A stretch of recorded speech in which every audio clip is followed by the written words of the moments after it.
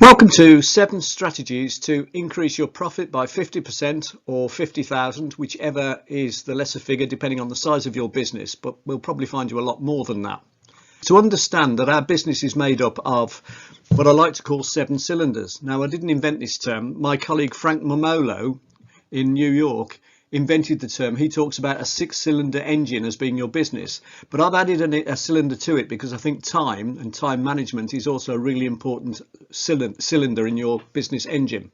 So we're talking about having goals and strategy in place, understanding your numbers, knowing how to strategically sales and marketing, to do strategic sales and marketing rather than tactical, knowing how to build teams of people with different personalities and attributes, knowing how to systemize your business so it'll run profitably while you're not there, and obviously being as good as you can be on operations, which most people are good at because that's why they're in business.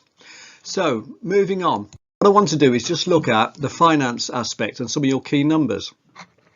So the way this works is if you knew your number of leads, 360 here, and the conversion rate, 55%, that'll tell you your number of customers or clients. And if you know how often they buy on average a year and how much they spend, that will give you your revenue. And if you know your profit margin, that will give you your gross profit.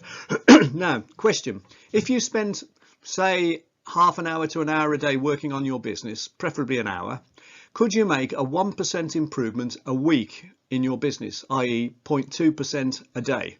And I'm sure most people would agree that you could. Now, the thing is, that would then add up to more than 10% across these 5 key areas. So what we'll do is we'll look at the effect of just increasing these 5 key areas by 10%. And actually, one of them increases automatically, so you'll see how in a minute.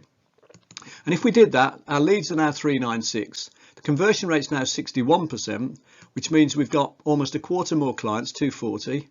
They buy slightly more often on average, 10% more often, and spend 10% more each time. And that's not just about putting your prices up. There's lots of other ways to do this as well, which means our revenue goes up to 290, which is almost a 50% improvement.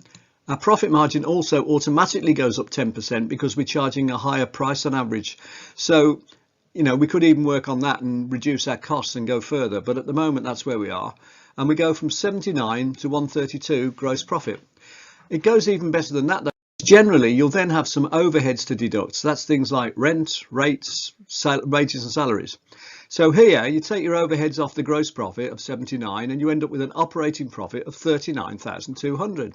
Well, if we make the improvements we just talked about, we've got a gross profit of 132, but we've still got the same overheads. And now our operating profit has gone from 39 to 92,000. It's gone up by 135%, so it's more than doubled. You're probably wondering how this would apply to your business. Well, I'm offering a free potential profit assessment.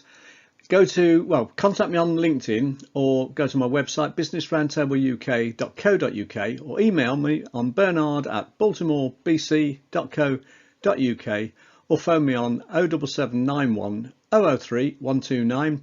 Just say profit assessment. We can go through your numbers, your figures, and identify what the key variables are for you, and then we can see what the effects would be of making 5 or 10% increases in those numbers. I think you'd be astonished at how much difference it would make to your bottom line.